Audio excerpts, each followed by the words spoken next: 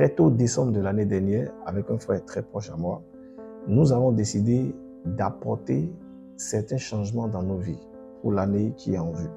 Donc, nous avons décidé de faire plus certaines choses. Nous avons décidé carrément de ne plus faire certaines choses ou de commencer à faire de nouvelles choses. Et il y a une boisson qu'on aimait tellement boire qu'on a décidé de ne pas prendre dans la nouvelle année.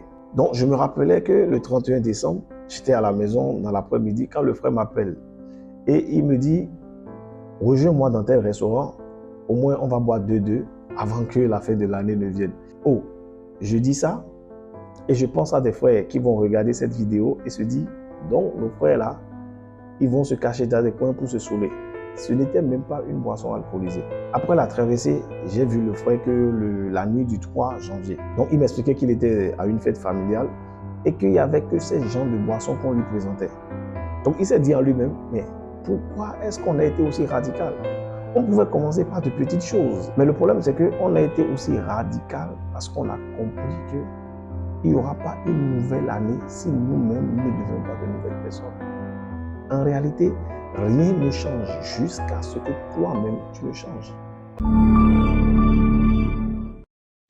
Est-ce qu'il t'est arrivé déjà d'être quelque part et qu'après 0 heure, en voulant saluer, tu dises bonsoir et qu'on te corrige pour te dire non, c'est bonjour?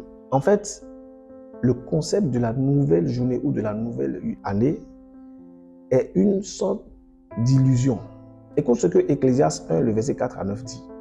Une génération s'en va, une autre vient, et la terre subsiste toujours. Le soleil se lève, le soleil se couche. Il soupire après le lieu d'où il se lève de nouveau. Le vent se dirige vers le midi, tourne vers le nord, puis il tourne encore et reprend les mêmes circuits. Tous les fleuves vont à la mer et la mer n'est point remplie. Il continue à aller vers le lieu où il se dirige. Toutes choses sont en travail au-delà de ce que l'on peut dire.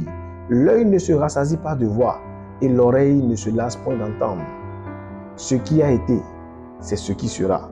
Ce qui s'est fait, c'est ce qui se fera. Il n'y a rien de nouveau sous le soleil. Tant que les cieux et la terre subsisteront, c'est le même système que Dieu a mis en place et qui gère le monde depuis la création du monde, qui va continuer à gérer le monde. Les scientifiques disent qu'un objet reste au repos, à moins qu'une force extérieure n'agisse sur lui. Si tu laisses ta vie telle qu'elle est, dans 20 ans, tu seras toujours au même niveau. Rien ne va changer. Quand les choses sont bien rangées, quand les choses avancent, sachez qu'il y a forcément quelqu'un qui a travaillé intentionnellement pour cela. Ne te trompe pas pensant que la nouvelle année en elle-même t'apportera une nouvelle chose. Non, c'est la qualité de ta vie qui détermine ce qu'une année peut t'apporter. Tu me diras qu'il y a des prophéties sur cette nouvelle année. Mais n'oublie pas qu'il y a eu des prophéties sur l'année dernière. Dans Ésaïe 60, le verset 1, la Bible dit « Lève-toi, sois éclairé, car ta lumière arrive, et la gloire de l'Éternel se lève sur toi. » Dieu a prévu que sa gloire se lève sur toi, mais il te dit « Lève-toi et sois éclairé. » Dans Ésaïe 52, le verset 1, il dit « Réveille-toi, réveille-toi, revêt ta parure, Sion, revêt tes habits de fête, Jérusalem, ville sainte, car il n'entrera plus chez toi ni incirconcis, ni impur. Secoue ta poussière, lève-toi, mets-toi sur ton séant, Jérusalem, détache les liens de ton cou, captive fille de Sion. Ne reste pas là à regarder les choses arriver. La seule chose qu'une nouvelle année t'apporte, c'est l'opportunité de faire un bilan et de prendre des résolutions. Je ne sais pas à quel moment tu es en train de suivre cette vidéo. Moi, je l'ai fait en début janvier. Mais si tu tombes sur cette vidéo maintenant, peu importe comment tu as commencé l'année, peu importe le moment de l'année, décide d'apporter un changement. Tu peux encore sauver cette année.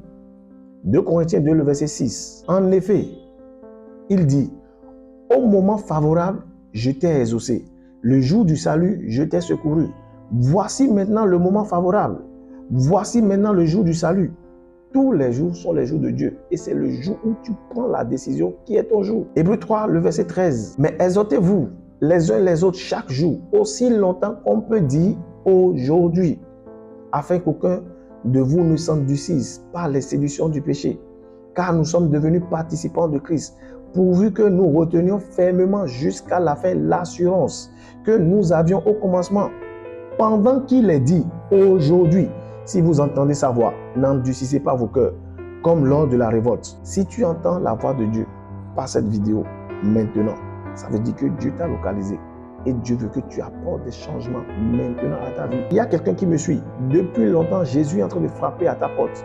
Tu dois décider de donner ta vie à Christ maintenant et passer à l'action. Tu ne peux pas continuer à regarder ta vie aller dans le néant sans rien faire. Tu as besoin d'ajouter une force extérieure qui va propulser ta vie dans les bonnes œuvres que Dieu a préparées pour toi. Dans les prochaines vidéos, je vais apporter l'éclaircissement sur 3 choses principales qu'on peut changer pour pouvoir apporter réellement un changement dans notre vie. La première chose, ce serait notre vie de prière. La deuxième chose, c'est discipliner ta pensée. La troisième chose, c'est racheter le temps. Une prière pour aujourd'hui. Père, ouvre mes yeux sur les choses que je dois changer cette année. Dieu est prêt à te parler, mais tu dois venir à lui en prière.